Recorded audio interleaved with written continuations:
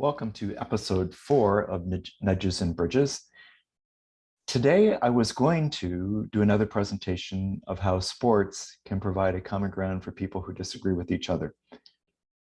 I suppose you could subtitle this or change the title of Why My Students Are Smarter Than I Am.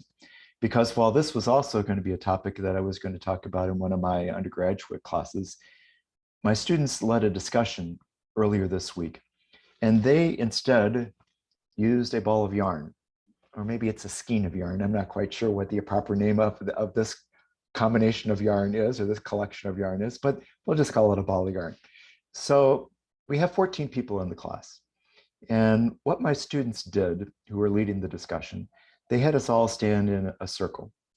And the game was that you held the ball of yarn and you identified some identity that you had. And then another person would say, I have that same identity. And so at that point, you would toss the ball of yarn, and of course, the threads would come out as you were tossing it to that other person, who would then identify some other kind of identity that they had. And another person in the circle would say, well, I have that too. And we kept going around. And so it could be, I grew up on a farm. I'm a student at Indiana University where I teach.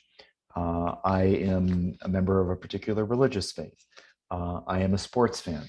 I am from the particular town that you have. I am a musician or whatever. You can make it all up, right?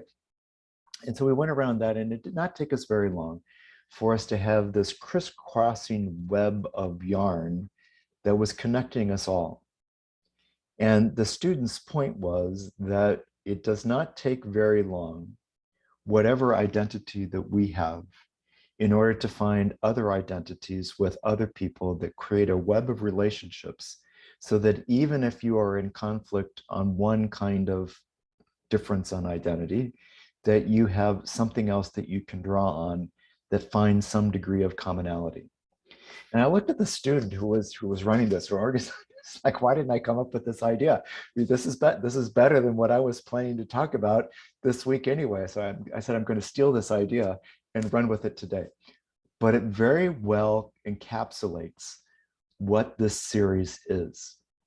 That we all have our identities, and our identities are important. But at the same time, it doesn't take that much work in order to find that we share other identities with others.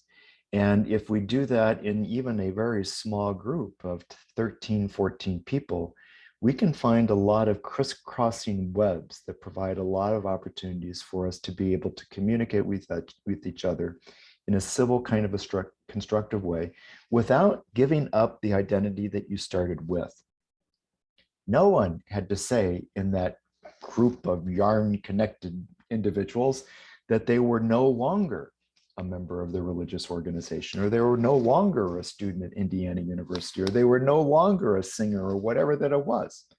They all kept their identity, but they found other things that they had in common. And in a lot of ways, I wish that my students would have taught me that 3 weeks ago, because it would have been my lead analogy when I started this podcast. But it's one I think that is worth keeping in mind as I go through these podcasts. The idea of a connecting web of relationships that we have based on our identities as opposed to identity. Not giving up any particular identity that you have, but recognizing what you have to share with others. That's a very simple point, and that's really the only point that I wanted to make today, because I think it's better than me droning on for a lot of other things. However, I did want to share with you another story that is going to give rise to what the next 6, 7, 8 weeks or episodes are going to look like. When I came to Indiana University 9 years ago, I had been previously at George Washington University, which is located in the Foggy Bottom area of Washington, D.C. Before that, I was at the University of Michigan. And my primary work in my career has been business and peace, how business organizations and business cultures and ethical business behavior correlates with relative attributes of nonviolent societies. And so ethical business behavior may be a contribution to peace. I mean, that's in the academic field what I'm kind of known for. And so when I came to Indiana University, I thought I'd written 4 books on the topic. And I thought, well, I could continue to write on that. You can write on that topic from anywhere. but it seemed a little bit different to be writing about it in Bloomington as opposed to being in Washington, D.C., 3 blocks from the White House, 2 blocks from the U.S. Peace Institute, 2 blocks from the World Bank, 2 blocks from the U.S. Secretary of State's office. I mean, it was a great neighborhood to be in. One of the things that Indiana University is known for is the Jacobs School of Music, which by some accounts is the finest school of music in the world, although I'm sure that there's going to be places that are going to disagree with that, but it's really, really good. So they have a wonderful program there where people in the community can take music lessons, primarily youth. And so my sons, who were then 6 and 9, I think it was, were taking piano lessons. And I was sitting outside of the rehearsal room while they were practicing, taking their lessons. They each had separate teachers, but they were side by side in practice rooms with each other. And so I was just waiting for them outside the practice room. And I was just kind of noodling around on a Saturday morning with ideas of teaching my business ethics class. And I was particular looking at corporate culture because I was then writing a book on corporate culture called The Sincerity Edge. And it suddenly just struck me, why couldn't you use music to nudge people to be in different psychological orientations so that they're looking at a problem through a different emotional state of mind, a different psychological state of mind than they might be otherwise. And that then gave rise to the aha moment of, I need to use this notion of cultural artifacts to improve corporate culture. And very quickly, as I was getting into it more deeply, I was recognizing the connections with peace. And then again, it raises the connection with harmony within the workplace or harmony even outside of the workplace that these podcasts are all about.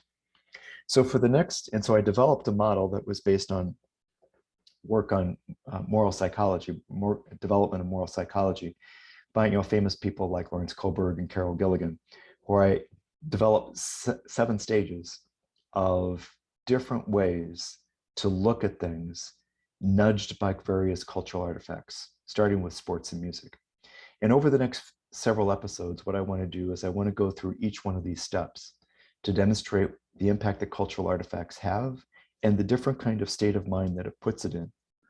Not every state of mind may necessarily lead to a openness to dialogue with others who disagree with, but there are several that do.